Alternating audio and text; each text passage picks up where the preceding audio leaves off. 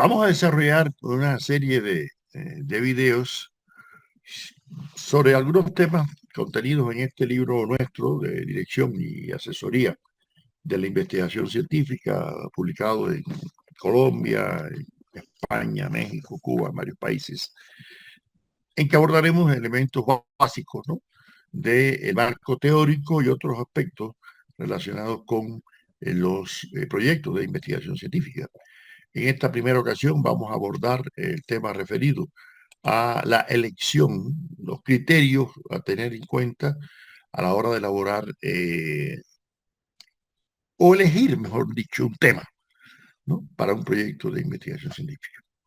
Lo primero que uno debe hacer a la hora de elaborar esos presupuestos es valorar si uno está capacitado como investigador, ¿no?, para enfrentar el tema objeto de estudio. En primer lugar, tal vez la bibliografía de ese tema esté básicamente en otros idiomas, ¿no? Bueno, pues uno tiene que capacitarse, ¿no?, para el dominio de ese idioma, por lo menos leerlo, ¿no? Hoy en día es imprescindible el manejo de sistemas informáticos, ¿no?, de búsqueda de fuentes para tener, ¿no?, acceso a los repositorios, a las bases de datos, etcétera. Pero algo que a veces se subestima es también saber si uno está preparado para transmitir de manera escrita y de manera oral, ¿no?, los resultados de la investigación, parcialmente en artículos científicos, ponencias, o en resultados de una tesis o de un trabajo de investigación, porque también hay que saber redactar, ¿no?, y también exponer, ¿no? Ahora, también hay que tener en cuenta el área disciplinar en la que uno, aunque el conocimiento hoy en día es cada vez más transdisciplinar, ¿no? Siempre hay competencias investigativas que son propias del terreno específico, ¿no?, de un área del conocimiento. Por lo tanto, se supone que el investigador debe de nutrirse y para eso estudia en el estado del arte, que veremos en una próxima video, algunos elementos fundamentales, metodológicos a tener en cuenta, ¿no? Ahora, una cosa importantísima en la elección de un tema de investigación es pensar en la utilidad que va a tener el proyecto, ¿no? O sea, qué resultados van a ser útiles, ¿no? O bien al sector productivo, empresarial o de servicio, o instituciones estatales o privadas, civiles, de educación, de salud, de lo que sea, ¿no es así? Hay que pensar también desde antemano en eso. Y también hay que pensar desde un primer momento en cómo socializar, ¿no?, los resultados de la investigación. O sea, en qué publicaciones de carácter nacional o internacional o en redes se van a ubicar, ¿no?, para que el proyecto pueda ser comercializado, ¿no?, desde un momento específico. Ahora, nunca se debe olvidar que hay que tratar de identificar desde un primer momento, ¿no?, el vínculo disciplinar específico del campo en el cual se va a desarrollar, ¿no?, la investigación, ya sea en una ciencia en particular, en la filosofía, etcétera, ¿no? Y a partir de ese criterio hay que tomar en cuenta, ¿no?, las características específicas, ¿no?, de ese tema. Sin embargo, una de las cosas fundamentales que un investigador, sobre todo un joven investigador, debe tomar en cuenta es que elegir un tema de investigación al inicio para una maestría, para un proyecto muy institucional, incluso en una universidad, en un centro, no debe ser algo simplemente para un fin de semana, ¿no? Como, no. Yo digo que es elegir novia para casarse, no simplemente para un fin de semana, ¿no? Pensar en un tema al cual uno se va a consagrar su vida, ¿no? Y por eso es un acto muy responsable. Y por eso hay que acudir a directores, tutores, asesores, ¿no? Y por eso este libro está concebido no solamente para los investigadores, sino también para los directores, asesores, tutores que orienten, ¿no?, a los jóvenes investigadores cuáles son los temas más apropiados, que tienen perspectiva futura, etcétera, ¿no? Y por eso, además, desde un primer momento, no se debe amarrar demasiado a un objeto en particular, sino proponer varias temáticas, varias áreas problemáticas, distintas alternativas, ¿no?, de objeto, ¿no?, de investigación. Ahora, lo que sucede normalmente es que cuando se inician los jóvenes en la investigación, casi siempre tienen lo que llamo tendencias megalómanas y faraónicas, o sea, temas de una gran envergadura. Yo recuerdo cuando yo regresé de Alemania en aquel barco la primera vez por el año 71, decía, yo voy a hacer una historia de la filosofía en América Latina. Tenía 20 y pico de años, era, ¿no? Hasta que me di cuenta que eso era prácticamente una cosa imposible, ¿no? Pero había que buscar por dónde empezar. Y ahí busqué la asesoría, ¿no?, de la profesora Isabel Monal en la Universidad de La Habana, que me orientó por dónde comenzar, y empecé no únicamente por el positivismo y no en América Latina, sino en un país, en Cuba, en un autor como Enrique José Barona, y no aquella tendencia, ¿no?, megalómana que yo tenía de hacer una gran historia. Después trabajé al autor, a otros positivistas, al positivismo en Cuba, creé un grupo de investigación, que ya lo vimos en otro video, y trabajamos otros temas, y en fin.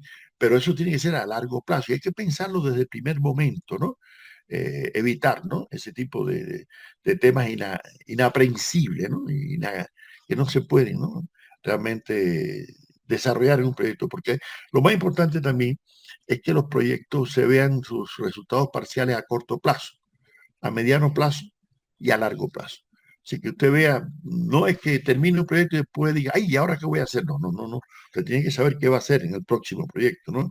Y el grupo que está vinculado o el director tiene que saber que usted va a continuar en una línea de investigación, ¿no?, dirigido a eso, ¿no? Y no solamente terminar un proyecto y pum, saltar a otro que no tenga nada que ver con el anterior, porque la investigación científica también es una acumulación, ¿no?, de trabajo pretérito, diría Marx, en que se van acumulando informaciones, conocimientos, etcétera, pero sobre todo capacidad imaginativa, como diría Einstein, a partir, ¿no?, de la información de conocimiento, ¿no? Ahora, a veces cuando uno empieza a buscar un tema, se va a encontrar con la situación de que encuentra muchos opositores, ¿no? Hay quien te dice, no, pero ese tema está investigado. No, no, pero cuidado, aquí no hay nada absolutamente investigado. Hay cosas por investigar siempre, aunque haya otros autores. Y si usted elige un tema, fíjense bien, ¿no?, en que usted no se mete en Google, en buscador y no encuentra nada, oiga, preocúpese, tal vez usted está completamente loco y está buscando algo ilusorio que no existe, ¿no? Pero si usted encuentra mucha gente que trabaja en temas similares, aunque nunca específicos, nunca idénticos al que usted trabaja, póngase muy contento, que decir que hay otros locos también, igual que usted, que están buscando temas parecidos, ¿no? Y que además pueden intercambiar, pueden recíprocamente darse información, enviarle trabajo para que dé su opinión, etcétera, y no que sea usted un investigador aislado de un tema que nadie más maneja, ¿no? Por eso uno tiene que comparar siempre, ¿no?, las distintas opciones en la selección del tema y pensar a veces no tanto en la originalidad, de que es el primero que va a investigar eso, no, no, no, no, no, más en la autenticidad, siempre hemos dicho en otros trabajos nuestros, ¿no? Es decir, que lo que usted va a hacer se corresponde a las exigencias epistemológicas, axiológicas, éticas, científicas, ambientales, demográficas, de su época, de su país, de su región. Y no importa que usted no sea el primero, porque a veces eso del primero, nunca se sabe quién es el primero. Como dice la ranchera mexicana, lo importante no es llegar primero, sino que hay que saber llegar, ¿no es así? Y ver si realmente lo que usted hace trasciende. Por lo tanto, en ese proyecto de la investigación, siempre uno estará, digamos, determinado a la elección del tema por una serie de premisas culturales, axiológicas, y no solamente epistemológicas, científicas, sino también otros tipos de condicionamientos sociales que ve usted en el país en que está, en la universidad, en la institución, si cuenta con la fuente, pero tampoco se deje amedrentar por el tema de la fuente. Mire, yo cuando empecé a investigar sobre pensamiento filosófico latinoamericano en los años 70 en Santa Clara, Cuba, algunos amigos me decían, no, pues eso es imposible, no hay libros acá. Y bueno, y empecé a mandarle cartas a los investigadores, a Leopoldo Sea, a varios investigadores en otros países, y me empezaron a enviar libros y poco a poco fui construyendo, pero luego apareció Internet y ahí mismo ya, la maravilla en la obtención de fuentes. No quiere decir que todo esté en Internet, porque hay cosas que están en archivos, hay cosas que están no publicados en Internet y que hay que acceder a ellos. Pero no limitarse porque le digan, no, que no hay fuentes. Las fuentes se buscan y se encuentran, y eso sí, hay que mantener mucho optimismo, ¿no?, epistemológico, ¿no? Sobre todo el investigador a la hora de elegir un tema tiene que pensar en un tema que le agrade, que le inquiete, ¿no? Que además si ha tenido experiencias personales en clases que he escuchado a profesores o a investigadores que recomiendan investigarlo, pues, ¿no? Siempre es bueno buscar investigaciones de otros autores que han trabajado. Yo recuerdo cuando yo empecé a buscar el libro de Medardo Vitier, La filosofía en Cuba, y en las últimas páginas él dejaba una serie de temas para los jóvenes investigadores, y a mí me sirvió de mucho. Y por eso uno debe, como investigador, también preparar a las nuevas generaciones para que trabajen, ¿no? Temas similares. Ahora, de un primer momento hay que ver una ojeada muy rápida, si hay, no sé, libros, revistas, catálogos, etcétera, trabajo, ¿no? Después trabaja ya en especificidad el estado del arte, porque tiene que tener por lo menos una revisión bibliográfica elemental, rápida, ¿no? Para decir, bueno, esto vale la pena, ¿no? Y además informarse sobre otros temas afines, ¿no? No solamente el tema particular que usted va. Y además pensar que aunque su trabajo puede ser útil básicamente para la disciplina que usted trabaja, ya sea una ciencia técnica, una ciencia, ¿no? natural o una ciencia social, ¿no? Cualquier tipo de ciencia, pero que le pueda ser útil también a investigadores de otras áreas, ¿no? Del conocimiento científico. Y por eso una inadecuada decisión en cuanto a la elección de un tema de investigación en un inicio puede ser un tropiezo nefasto, ¿no? Y a veces puede dar daños irreparables, ¿no? En la trayectoria intelectual de una persona. Por eso hay que tener mucha responsabilidad y mucho cuidado, sobre todo a los directores de tesis, a los tutores o a los directores de grupos de investigación científica cuando le recomendamos, ¿no? Un tema a un joven investigador. Eso es una responsabilidad muy seria, ¿no? Y claro, es el primer paso más difícil de un investigador cuando comienza, pero también tiene que pensar rápidamente si él está vinculado a una universidad, cuáles son las líneas de investigación de esa universidad, cuáles son los grupos, cuáles son los profesores que se destacan por temas, ¿no? Porque hay que pensar bien, ¿no? Al que el buen árbol se arrima, buena sombra le cobija, ¿no? Por lo tanto, trate de articularse con las líneas que hay ahí en esa universidad, con los grupos, revise, ¿no? Los resultados de los investigadores de esa universidad, ¿comprende? Y luego, vea, toma una decisión a partir, para que usted no sea algo, un satélite aislado que no está en órbita de ningún circuito, ¿no? Por lo tanto, otra cosa importante, desde que usted comienza, usted debe consultar con otros colegas, no solamente tutores, directores, sino compañeros de estudio, de trabajo, si el tema vale la pena o no. Y además, tal vez desde ahí ir sembrando la semilla de la creación futura de un grupo de investigación, de un equipo para trabajar ese tema. Yo recuerdo cuando yo tomé la decisión de no hacer mi tesis doctoral en Alemania sobre la filosofía clásica alemana y regresé a Cuba para trabajar en la filosofía en América Latina, enseguida me puse a buscar compañeros, colegas de estudio, de trabajo, que se interesaran y así fuimos creando ese grupo, ¿no? de investigación. Ahora, es lógico que inmediatamente es importante saber buscar alguna ayuda, buscar asesoría, tratar de evitarse, ¿no? Tropiezos, ¿no?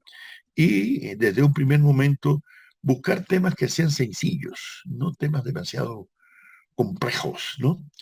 Temas que tengan la posibilidad de hacerse estudiados de manera inmediata con relativa facilidad. Dejar los temas más compuestos, más complejos, para grupos, ¿no? de investigación y no para proyectos individuales. Si ese proyecto individual se articula a un grupo, mejor. A un colectivo, mucho mejor. Pero si no se puede, hay que empezar a veces solo, ¿no? Como lo empecé yo allá por el principio de la década del 70, ¿no?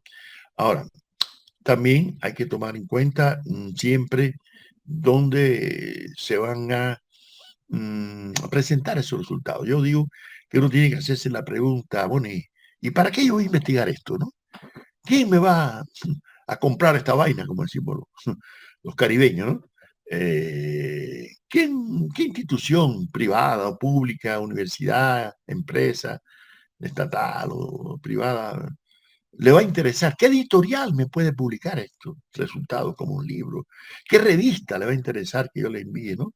Eh, artículos, o en qué congresos, eventos internacionales yo pueda presentar estos resultados, que haya un mayor número de investigadores de otros países que se interesen, porque desde un principio hay que pensar en articularse a redes de investigación.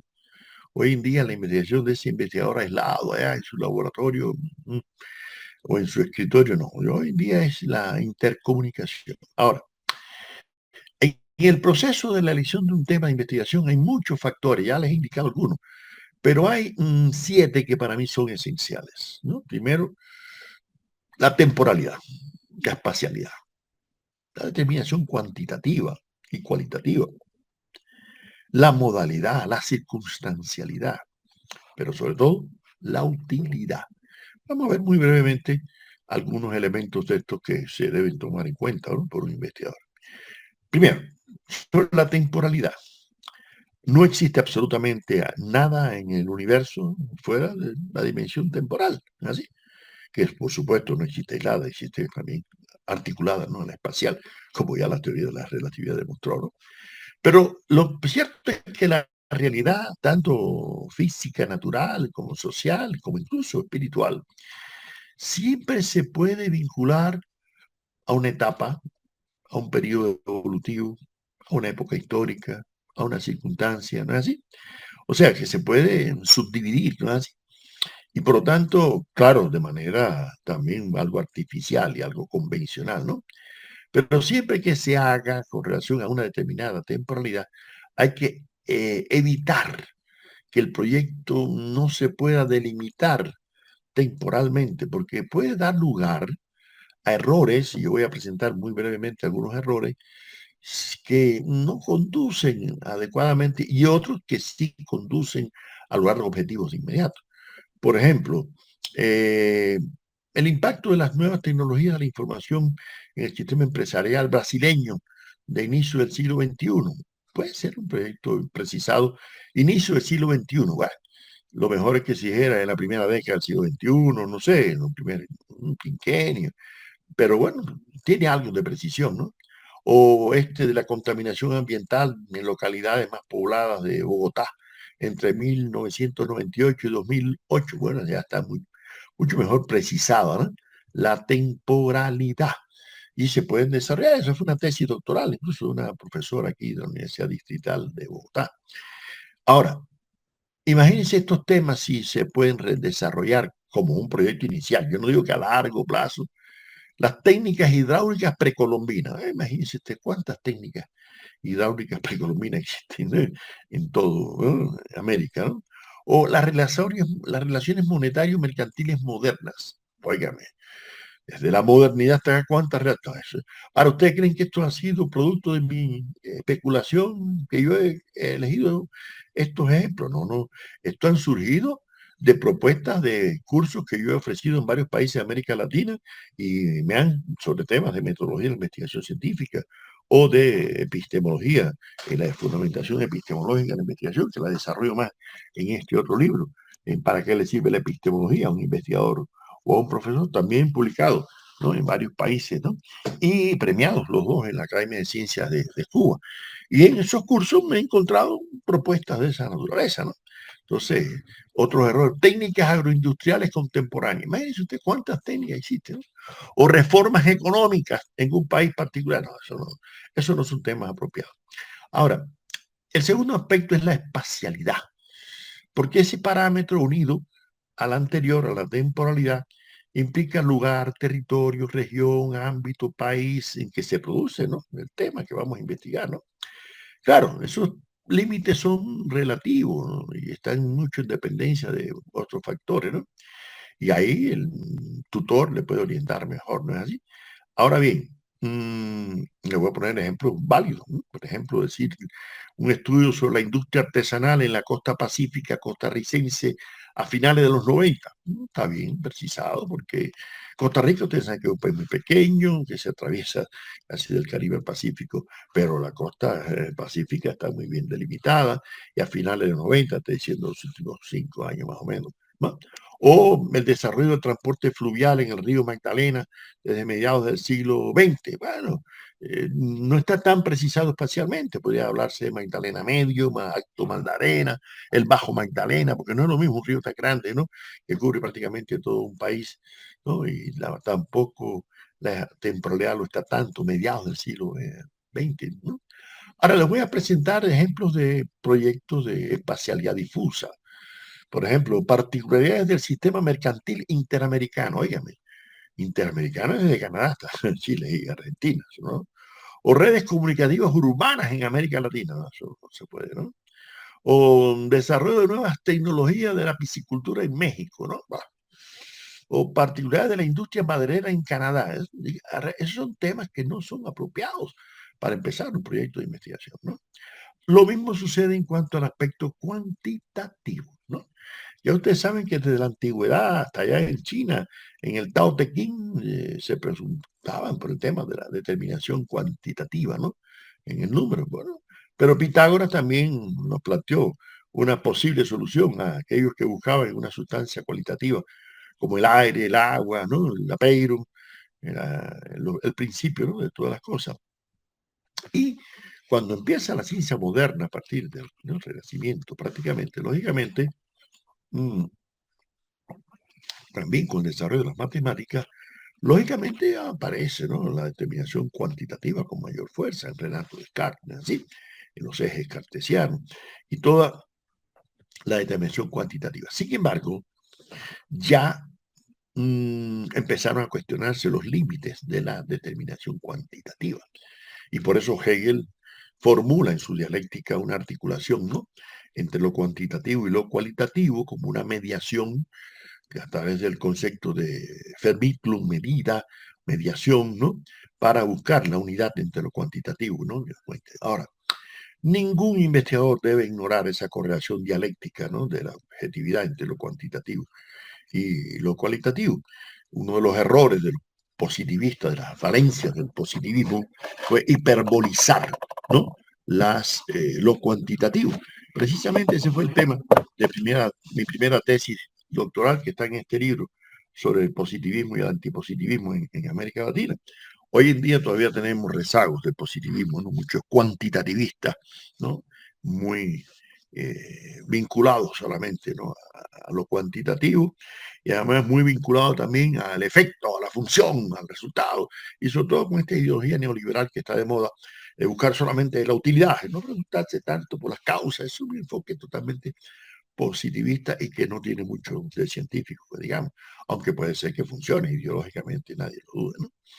Ahora, mmm, la determinación cuantitativa puede ayudar a determinar en unos ejemplos que les voy a poner impacto de los tratados de libre comercio sobre pequeñas y medianas empresas en Centroamérica. Bueno, un proyecto válido desde el punto de vista cuantitativo y cualitativo. Puede ser en un periodo determinado, pero también no necesariamente son muy precisos. Otro proyecto, por ejemplo, técnicas de promoción de ropa deportiva en adolescentes en Estados Unidos. Cuando usted dice adolescente en Estados Unidos, no puede precisar, digamos, no es lo mismo un adolescente en Estados Unidos que en uno de nuestros países de América Latina, ¿no? Lógicamente. Por lo tanto, es mejor precisar en qué tallas, en medidas, económicas, desde el punto de vista técnico, ¿no? ¿Cuáles son, no? Ahora, la determinación cualitativa, fíjense, la cualidad no es la calidad. La cualidad es lo que hace que algo sea algo y no otra cosa, ¿no? Pero en ella se diferencian propiedades, modos, particularidades, atributos, que permiten determinar el objeto para saber lo que uno va a investigar, ¿no? Y no otra cosa se puede confundir, porque si el investigador no tiene claro el marco conceptual, que es lo que vamos a ver en el próximo video, o el marco histórico que va a estudiar, que vamos a ver en los próximos videos también, pues no, no sabe lo que va a buscar, ¿no? A usted le pueden decir, busque una aguja en un pajar, sí, pero si usted sabe lo que es una aguja, la encuentra. Encuentra un tornillo, una tuerca, una puntilla, no, no, eso no es lo que yo busco, ¿no? Entonces, por ejemplo, eficiencia económica de empresas privadas y estatales en Francia. Bueno, tiene que tener bien claro, ¿no? La cualidad que caracteriza una empresa privada y una empresa estatal en Francia, que no es lo mismo que en un país, ¿no? Como China, por ejemplo, ¿no? O como Corea, o como, no sé. ¿Entiendes? Entonces, o el sistema de seguridad en transporte aéreo en aeropuertos nacionales e internacionales. Bueno, no es lo mismo cualitativamente un aeropuerto nacional pequeño que un aeropuerto internacional, ¿no es así? O cuando usted va a medir el reciclaje de las aguas negras en vivienda de diferentes estratos sociales, esta palabra que se usa tanto por acá en Colombia, hay que tener cuidado con los estratos, ¿no? Porque una cosa es lo que las personas declaran y otra cosa es lo que económicamente son. Sin embargo, cualitativamente hay que saber, ¿no? En qué se diferencia, ¿no? Por lo tanto, el criterio para elegir un proyecto tiene que tomar en cuenta esto. También hay que tomar en cuenta la modalidad. ¿Qué es eso? Bueno, es la forma en que se desarrolla, que se desempeña, ¿no? El distinto grado, nivel ¿no? de que se manifiesta un fenómeno que manifiesta sus esencias, ¿no? Hay distintos tipos, ¿no? de esencias, como decía Ferrater Mora en su magnífico diccionario. Hay un pensamiento modal que nos permite saber el modo, ¿no? La manera en que se afecta. Por ejemplo, efectos de la dolarización en la economía de los países latinoamericanos. Bueno, dolarización es cuando circula el dólar libremente dentro de un país y no hay necesidad de ir a una casa de cambio para, ¿no? obtener la moneda nacional.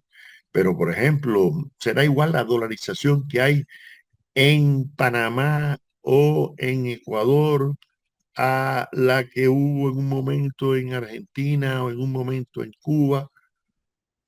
Cuidado, hay grandes, todos son dolarizaciones, pero la modalidad es distinta. En Panamá creo que no existe un banco de la República como existe en otros países, por ejemplo el Banco Central de Ecuador, que fiscaliza, ¿no? ¿No? No es lo mismo en un país donde haya 6 o 7 bancos privados y la dolarización tiene a un país como Cuba, donde los bancos no son privados, ¿no? O hay bancos extranjeros privados, pero no son de los bancos estatales. Entonces, lógicamente, hay diferencia, ¿no? No es lo mismo un manual de sistema de protección de conjuntos residenciales de residencias de personas de altos ingresos económicos a de bajos ingresos económicos. La modalidad es distinta y el proyecto igual, ¿no? Igual que la circunstancialidad, que es la particularidad específica en que se desarrolla un proyecto. Por ejemplo, no es lo mismo los desafíos culturales que plantea la globalización para los países latinoamericanos que la que se da para los países, ¿no? de Europa. Usted llega a Europa y enciende la televisión en cualquier hotel que llegue de cualquier país y va a ver seguro una película sueca, inglesa, italiana, francesa, española, ¿no? Pero llega a América Latina y a cualquier país enciende el televisor en un hotel que llega y va a ver una película gringa. ¿Por qué? Ah, porque los países latinoamericanos no tienen una industria cinematográfica tan profunda, por lo tanto no es lo mismo. No es. Yo recuerdo cuando yo estuve en Japón, que para entrar a determinados restaurantes había que ponerse el kimono, quitarse los zapatos, ponerse las sandalias. Ah, porque ellos protegen su cultura nacional, pero en otros países de América Latina llega el turista en pantaloneta y en chancleta y lo dejan entrar. ¿Por qué? Porque no tienen esos mecanismos de protección de la cultura nacional, ¿no? No es lo mismo otro proyecto, el manejo de la opinión pública en medios de prensa, en procesos electorales, en países de la Comunidad Europea. No es lo mismo países de la Comunidad Europea occidental que los países que estuvieron bajo la influencia de la Unión Soviética. Mentira que la opinión pública es igual, ¿no es así? Por lo tanto, es distinto. Ahora, por último, la utilidad.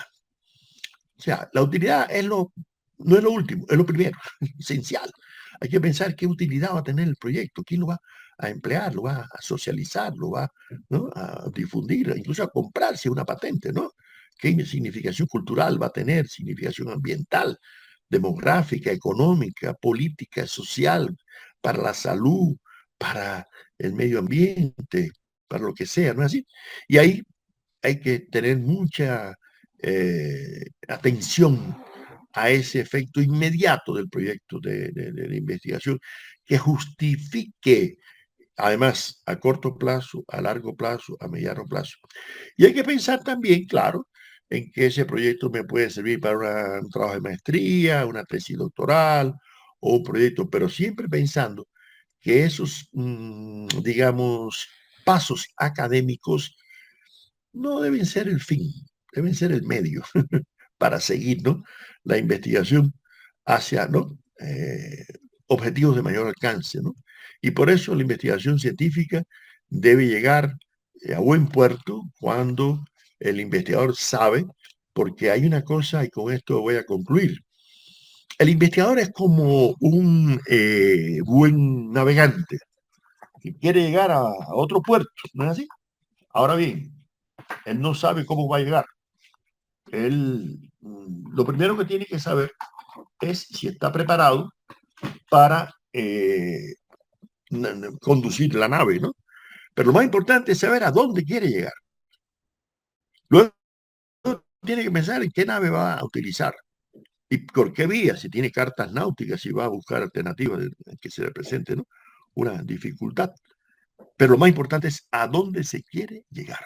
Eso es lo más importante, y a dónde se quiere llegar como primera etapa para proseguir la investigación en trabajo futuro y consagrar la vida a la investigación científica.